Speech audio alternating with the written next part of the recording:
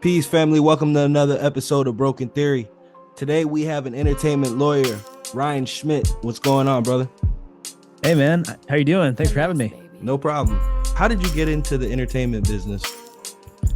So I have been a lifelong singer-songwriter, musician, and that's really my entry into the entire music business. I started writing my first song. I think I was 15 years old. I created a MySpace account and recorded it off my computer. And to my horror, I went to class on a Monday morning, and my teacher pulled it up in homeroom and was playing the music, and it was so bad. I was so embarrassed. But that's where you start. And I stuck with it. I really loved performing and writing. Mm-hmm. And so I just continued doing it, getting better and better, and touring some more. And I went to undergrad in Boston, went to Northeastern University for music business because my parents said, if you're going to be a rock star, you might as well have a plan B and an education behind you. And I said, well, 100%. Okay, fine. Then let me understand the business of this world I want to be in. And so that was a great education, great crash course on this music industry. And then how we got into the law side, my senior year of college, I got approached by the producers of The Voice to be on season 3. And I said, yeah, absolutely. I want to go do that. So I went out there and did the whole audition thing. And that show, and any reality show, is all about building a story around you. And they said, Ryan, what's your story? And I said, I'm a white kid that plays guitar. And they're like, that is literally half the people on this show. You need a better story than that. They said, if nobody turns around for you, what would you do? And I said, if music was not from your life, what would you do? And I said, I've always been fascinated in the business side of music, the legal side of music. And, maybe I'd be a music lawyer and be an advocate for artists. And they said, that's it. You are the music law kid. If nobody turns around, you're going to go to law school, this, that, the other thing. And a few years later, I'm in Nashville and I am, doing the co-writer thing. And I'm a little burnt out on the artist thing, on the writer thing. It's tough being a creative. And my wife asked me at the coffee table, if it wasn't music, what would it be? And that conversation with the Voice producers came back to me. I was like, I need to go to law school. I need to be this music lawyer. And I did that in 2015 and never turned back. Wow. So we're going on 9 years as an entertainment lawyer. What are some of the most common legal mistakes that independent artists make when starting their career in the music industry? I think one of the most common is the idea that you don't need to worry about the business side of things, especially as you're just getting started. There's so many artists that when they might start making music for fun or it's a hobby, and then they're surprised when it is received really well and starts taking off. But if you treat yourself like a hobby and you don't get those agreements with your producers and your co-writers and stuff like that, it's going to make it a lot harder to sign a label deal or to shop that catalog or get a publisher, because you don't have any paperwork confirming who owns what, and it can get super, super messy. So I say to people, regardless of what your goals are in this business, act like you're going to be the next big thing and get it all super ironclad. 100%. I mean, because you never know. A lot of the times as musicians, the songs that we hold near and dear to our heart, and we're like, oh my God, this is going to do so crazy when it comes out. It doesn't do anything. And then the songs that we never thought would blow up, usually are the ones. And, it's crazy because the universe pretty much decides. But the whole throwing things to the wall and seeing if it sticks, it's not a good strategy at all. 100%. You definitely want to be moving with some kind of purpose. You know what I mean? Absolutely. 100%. How can artists protect their intellectual property, especially when it comes to their music and branding? Okay, so there's 2 areas of the law that are really going to protect you on the intellectual property side. You've got both copyright law and trademark law.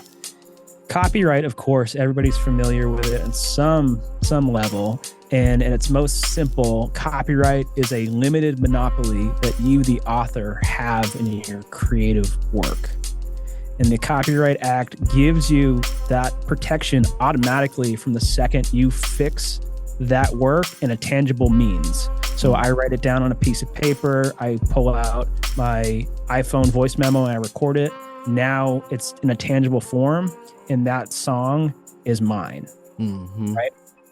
But there's other protections that just because I automatically own it doesn't mean that I have all the protections that you would think you would have from a copyright. You know, if somebody steals my song and I want to sue them for copyright infringement, I can't go to court until I federally register that copyright, even though I already own it.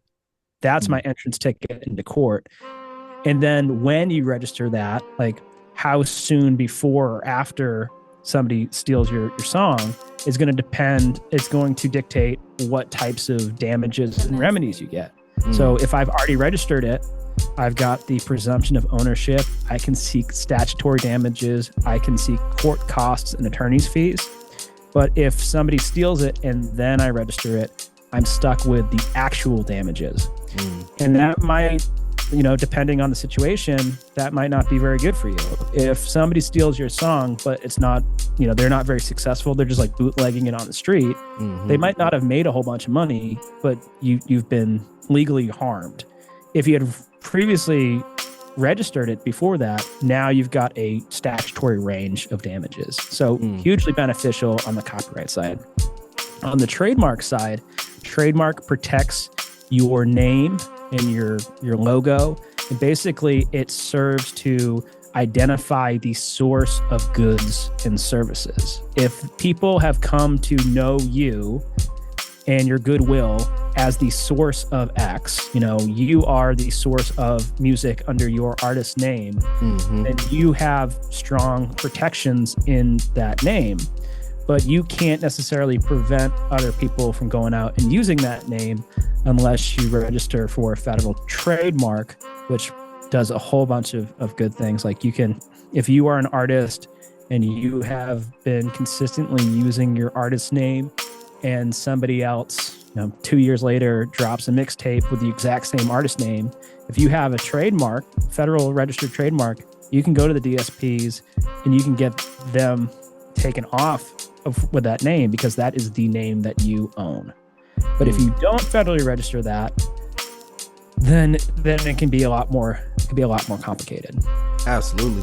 So how do you go about copywriting something? So there's multiple paths that you can take. You can do the DIY approach, and certainly there are YouTube videos that show you where and how to do that.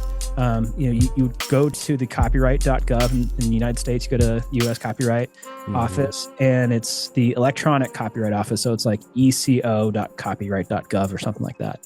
And you create an account and you select what type of application you want to fill out.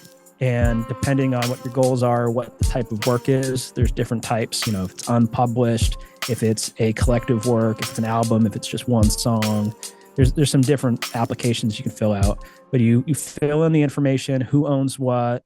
You upload a deposit copy, which is maybe your lyrics, maybe MP3 of the sound recording that you're trying to register. And then once you submit that, it's going to go to an examining attorney who's going to look at it from the Copyright Office, and they will approve it if everything is good and correct. Now, one thing to keep in mind there is there's two different copyrights when we talk about songs and music. There is the copyright to the composition. That is the underlying music, lyrics, harmony. Just like think about that as like sheet music, right? Like what is the actual musical elements? And then you've got the sound recording copyright, which is the master. You often hear it. And that is that particular performance on that given day with that particular performer and producer of that composition. So those can all be owned by the same person or people, or they can be owned separately. I could write a song and you could record it. Now I own the composition and you own the master. Yeah, that's pretty much like how a lot of these artists get trapped, as far as like, you know, signing these deals, and then, you know, they make a hit song and then they don't own any of that song whatsoever because everything was all under the expense of the label. Absolutely. Yeah. I mean, I hear horror stories all the time of artists that sign deals because the money's so good that they don't really care what it says, and they sign these deals and they just move forward, and they're shocked to learn that, okay, I don't actually own any of my music. I've given it away as a work for hire. And it's like, of course you did, because you took this massive payday in the beginning, and like that, nothing is free in this world. If you had taken a very low advance or a zero advance, very likely that you would have retained your master ownership. So you got to also play the long game. You know, if the money's got to either be so good that you don't really care and you'll just make more masters in the future, or it's got to be something where we're thinking about it strategically. Now, I have a question for someone.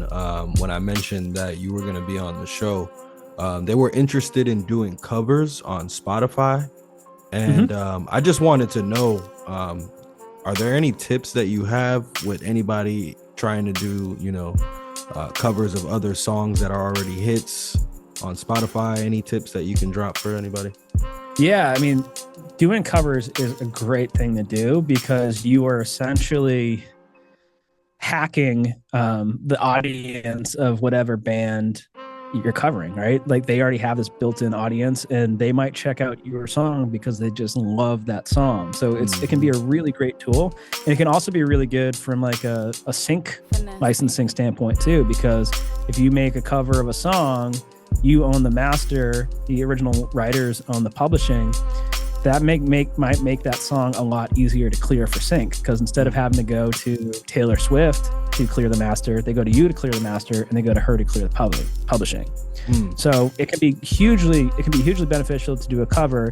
How to do it legally is a whole nother thing.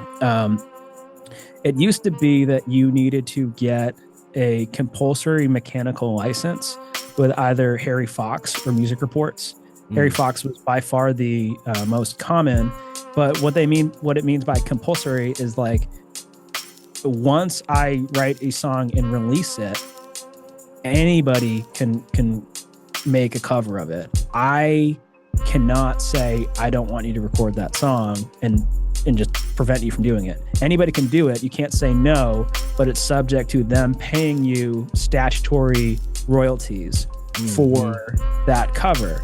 And it used to be that you would have to go to like a Harry Fox and you would go and buy these licenses, and it was at the statutory rate, which was like 9.1 cents, and it's bumped up to 12 and some change. But you would go in there and you'd estimate how many streams you'd have, how many digital downloads, and even when we're printing physical CD and vinyl, you'd type in that and you'd buy a license, and it'd be a prepayment of what you think you would sell or how many physical products you printed. The Music Modernization Act of 2018 really, really simplified the streaming part of this whole world. Because look, while the printing CDs and vinyl and that is all still very much, you need to get a license to do that because you're making a new mechanical copy of that work. If we're just talking streaming, instead of you having to track down the publisher and get those licenses, now the onus is on the streaming companies to pay a blanket license to the publishers. So if you're just putting it out on streaming, you don't technically need to get a compulsory mechanical license because Spotify is already paying that to the publishers. That's crazy. So they automatically can detect it. Exactly. Yeah, and that's all being collected through the MLC in the United States, the Mechanical Licensing Collective. And that's a little bit separate from like YouTube, where technically you would need a synchronization license to be able to take that cover and then make a music video to it. But because of the way that YouTube has worked out these deals with major labels, as long as you are doing a cover of something that's released in their umbrella and in their catalog, they have deals with all the major labels and publishers that they just monetize that. So like you don't have to go out and get your own sync license to make a YouTube cover. Now, is that the same when maybe remixing a song using an acapella? For instance, like if a producer used an acapella? Remixing is going to be completely different than the cover world, because in the cover world, you do have that compulsory mechanical license. I can't prevent you from doing a cover. And a cover has to be a cover. It has to be, you take my underlying composition, my music and lyrics, and you record a whole new version of it. And there's nothing from the original sound recording that's used. With a remix, you are using that original sound recording. So this isn't a cover because you're not recreating all the different sounds. You are creating what the Copyright Act would call a derivative work. You're making a new version of that existing sound recording.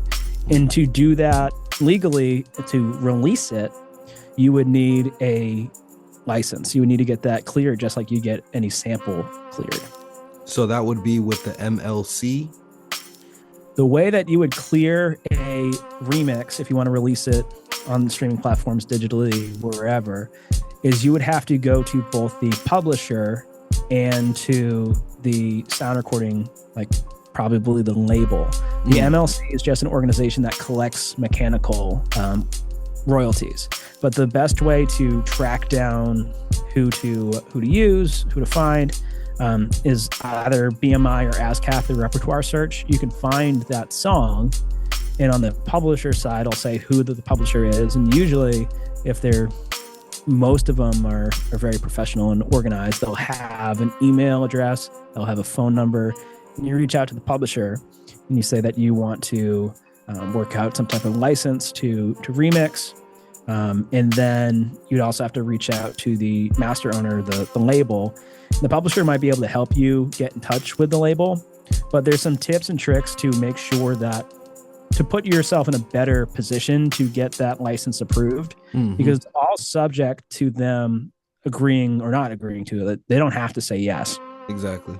So the best way to put yourself in that position is, one, to be very professional in that email and say, what the song means to you, that what you're asking for, be very clear on the proposal, but also include a mixed and mastered version of what you're asking to clear, because they are not going to give you the rights sight unseen, because they don't want to clear something that ends up sounding like garbage, right? They want to see, do I like this, and do I think this is a good use of my song? And if it is, then they might be willing to negotiate with you. 100%.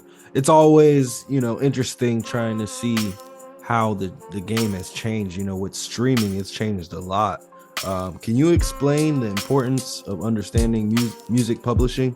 Oh, it's hugely important, and it's probably the most overlooked and missed out royalty source for artists.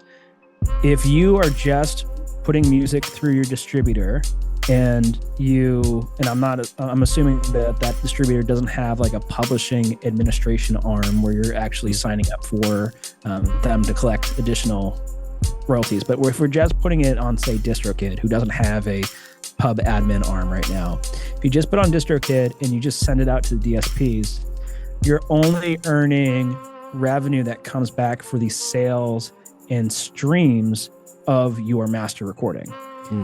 And when you hear the Spotify, the 0.003 cents and whatever that is per stream, that's the entire royalty base. That is not what gets paid directly to your distributor.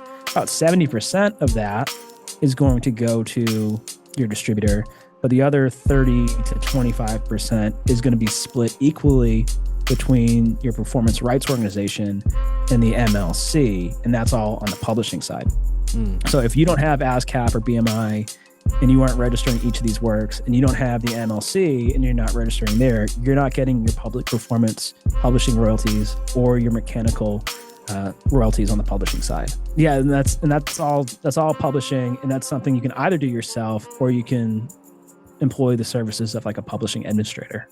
So that's how all of these services like DistroKid and CD Baby, that's essentially how they get their money. Well, they take, it depends on the business model of the distributor. Some have, they make their money through subscriptions and subscriptions or per release fees. Some have some percentage that they take of your royalties that come in on the master side to cover their overhead. You know, there's not all of them are just straight. You keep 100% of what comes in. 100%. They might have some percentage, and if that is the case, if they do take some percentage, the greater the percentage, the greater, the more they should be doing for you to earn that fee. 100%. You know, if they're taking a 2.5%, you know, fee on whatever comes in, that's more of like an overhead. Really isn't going to change a whole lot at the end of the day. But if they're taking 15, 20, 25% of what's coming in, then you really expect that relationship to be a little differently, where they're marketing and they're pitching you for editorials and they're doing a whole lot to earn that fee. With the way that music industry is going right now, do you see it being a good thing to have music on all platforms, or do you think the artists should go back to like selling their art? That's a great question. This one is so tough because we've really entered this world where the music industry played itself. I was just looking at the revenue of the like total US revenue for years, like the annual revenue in 1997 and like 2024. And in 1997, we were at, I think it was like $20 billion and of the music industry in the US. And that's like height of people buying CDs and cassettes, and people were going out and buying things. You said that was 1997 was the height?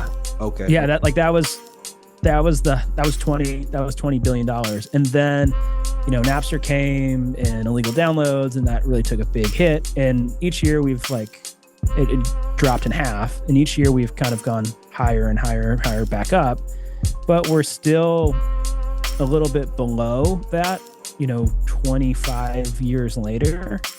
And the allocation of that is all messed up. You know, we've got inflation. Things cost a lot more than they did in 1997. We don't sell anything like we did in 1997. Like, we don't sell CDs. So the money isn't going to necessarily the artist, you know, for the sale, or the songwriter for mechanicals. It's going to like tech companies and subscription fees. And so it's kind of wild to think that we're not even, the music industry isn't even as strong as it was 25, 30 years ago. Then you look at that same time period and you look at like video games, and it's like, it's 10x'd, and like US annual video game industry is like $110 billion. You know why? Because they sell their product. People buy a game for $60 and they're always going to buy their game. Like, imagine Call of Duty was like, instead of selling you this new game every year for $60 and then built-in purchases, we're just going to give you $9 a month. We'll get you every single video game you ever want. You know? That'd be wild. And that's what the music industry did to itself. So it's a really tough place because the monetization is so backwards. There's tech companies that are making money hand over fist. The labels are doing really well because they worked out early equity deals with Spotify, and they really cashed out on those stocks when they went public. But the artist is struggling and songwriters are struggling. I think that, to answer your question about whether there should be a push to direct to fan, I think that's where we're going. I've seen a bunch of artists, you know, Curtis King has done a great job with that. Shout out to Curtis King, man. He's doing a phenomenal job, and taking music off of Spotify, maybe using that as a platform to build a fan base, but then using it to convert real fans and make them customers, right? So I think that the future of independent music is figuring out how to like actually sell stuff to your fans again. And maybe it isn't a CD, because, you know, who has a CD player, but maybe it's you buy this t-shirt and you get the album or something like that. Now, we spoke about Curtis King. He's one of the dope independent artists right now, taking the game back to where it's like the listeners pay what they want to for the art, pretty much. LaRussell was another one, and Nipsey did it as well. Who do you think pretty much is like a basically blueprint for the modern day independent artists these days? You name some really good ones. The only other one I would throw in that list is Russ. Just because they're all thinking about this game a little bit differently. You know, if you are signed to a label, it's easy to get caught up in the grind of being an independent artist and having to do all of the things needed to get that music out, whether it's booking studio time, mixing and mastering, marketing, branding, cover art design, booking a tour, like whatever it is. Like that can be overwhelming. But there's a lot of artists that I work with that have signed those deals just to learn that these labels aren't doing any of that. They are taking the budget and they're paying some outside consultant to do that. And then they're taking a big fee on top. And so the artists are like, shit, if I just knew who those consultants were ahead of time, I could have stayed independent and just paid them directly. Yep. And made so that's something that money. Exactly. And that's something that both like LaRussell and Russ are doing super well, that they have figured out who those players are. And they also make sure that all those different circles and teams like talk to each other, but they are their own label because they have surrounded themselves with all the infrastructure that they need. And then they keep all their royalty base. No, that's beautiful. Can you talk about what the key differences are between a manager and an agent from a legal perspective, and how should artists navigate these relationships? Yeah, and I'll add lawyer in there too, because there's a misconception that the lawyer is also involved in that game of like finding new opportunities. But I'll say a manager is really the boots on the ground, day to day of your music business. And that can either be in the early days of your career, that can either be a friend or relative who's really passionate and is going to go to bat for you and just work their ass off. And that's totally fine. There's plenty of people in the music industry that started that way, or were a sibling, relative, parent, and just did a really good job for their artist because they lived and breathed this thing. I always caution artists to not necessarily want or go for like the biggest manager you can possibly get, because managers work on a commission. They help you with the day-to-day of strategic planning of your music, your vision. They connect you to some people, but really they're like the ultimate life coach and therapist of the artist. You know, they are there checking you and helping you move forward in your career. And they don't eat unless you eat. You know, they get usually 15 to 20% of whatever money comes in. And they might be working a long time before, you know, anybody's making any money. So that's the manager. And I say, you know, don't be so wrapped up in the idea of a big manager, because since they take money on a commission, say you do get a big manager, but they also manage, you know, Drake, right? Whose call are they taking, and who's day to day, like whose effort, where are they putting most of their effort? On the sure thing, not the lowest baby artist on their roster. So, you know, think about, have your artist management team be somebody that can definitely dedicate time to you, and they also see the value of whatever that money coming back in is. The agent is somebody who is going to, you know, I'm just going to say, like, most likely we're talking about like a booking agent for like live shows and touring, but you also have like, you know, talent agent for like TV, film opportunities. But an agent is there to find you the opportunities and, you know, put a tour together. And that one's even harder to get than a manager, because they really need to see that traction. Like you can't just book, you can't just find an agent who's willing to book you a whole tour and there's no proof of concept that you haven't been able to, you know, at least like sell out your home your home venue or something like that. You know, they usually get a 15% commission on the live shows, and they want to see that it's worth their while. But that can be very beneficial. But there's also like artists, and there's also agents. You know, I was a singer-songwriter that toured in the college booking agent world, and just be careful. Like, there's agents that they're your exclusive agent, and they'll take money even if there's shows that they didn't book.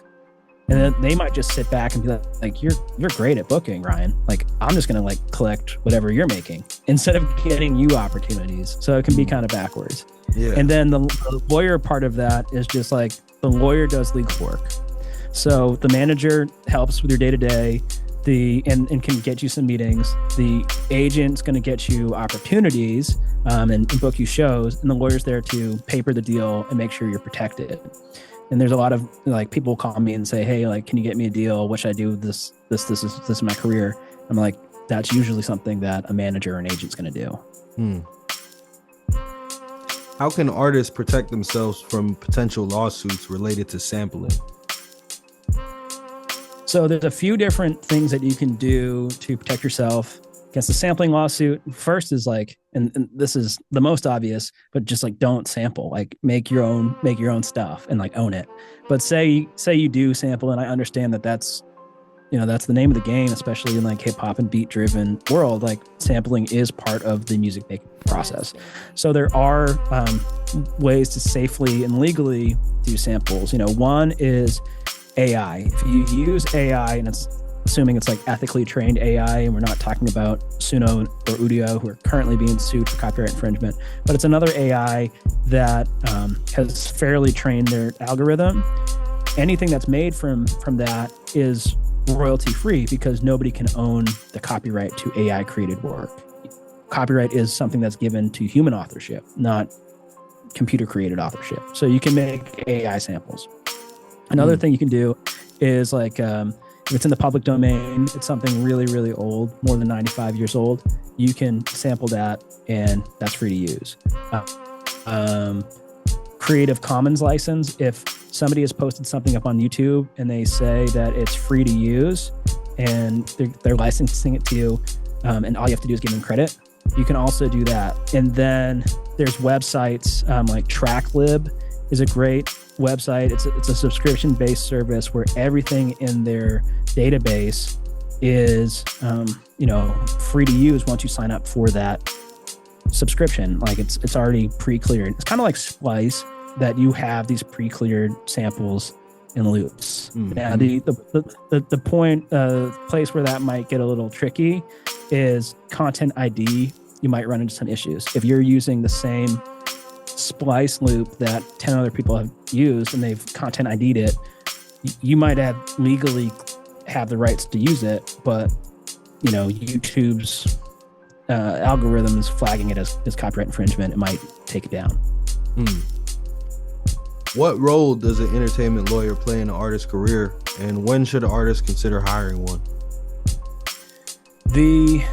I was actually thinking about this the other day. The lawyer plays the role of like advisor, sometimes therapist, but really like the big brother to make sure that you're not screwing up. And, if somebody does mess with you, like, they're going to go kick their ass. When should somebody get a lawyer? It just depends on like your risk tolerance and how business savvy you are. If you are just getting started out, but you know that you really want to take this seriously, getting the basic agreements together, like your song split sheets, your producer agreement, work for hire agreements all together, that can be very beneficial for when you need to sign that bigger deal, because you already have that all in place. And then as far as like anytime you're presented with any type of contract that has long-term consequences, hire a lawyer. If you are offered a one-page contract to play at your local venue for one night, you're gonna get paid a couple $100, not something that's typically worth hiring a lawyer over. But if we're talking about a record deal, a distribution deal, publishing deal, management deal, anything that's going to lock you into multiple years and talks about the ownership of your intellectual property, definitely get a lawyer to look that over and negotiate for you. Absolutely. Hey man, I appreciate your time. One thing I want to ask, man, before we get out of here, I know you heard some crazy stories. What are some of the craziest horror stories that you've heard or experienced? Oh man, I've seen a lot. One that I saw kind of recently was labels, like the more professional labels want you to have legal representation before they even present you with a contract, because they don't want to run into a situation where you sign something without having a lawyer look over it, and then a few years later you don't want to be in that deal anymore, and you're like, well, you forced me to be in this, I didn't really know what it means, and it creates this big messy legal thing. So they say, who's your lawyer? We're going to send them this contract directly, so you can never argue that you didn't have a lawyer look at it. Wow. So I was representing a client who was working out this deal with a label, and we had to clear a bunch of samples.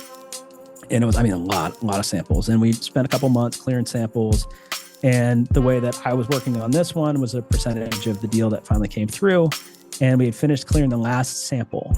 And the artist said to me, well, I know that we negotiated that, I was going to pay you 5% of this deal, but I don't really want to do that. I would how about you just give me let's just call it, $1,000 or something like that. I've already worked 6 months on this kid's deal, but he wanted to renegotiate the terms after I've already done all the work. And I was like, man, that's pretty shady. You got to be good to your people. And I've already done all the work. It wasn't like, hey, I don't know if I want to agree to that percentage ahead of time. I've already earned that.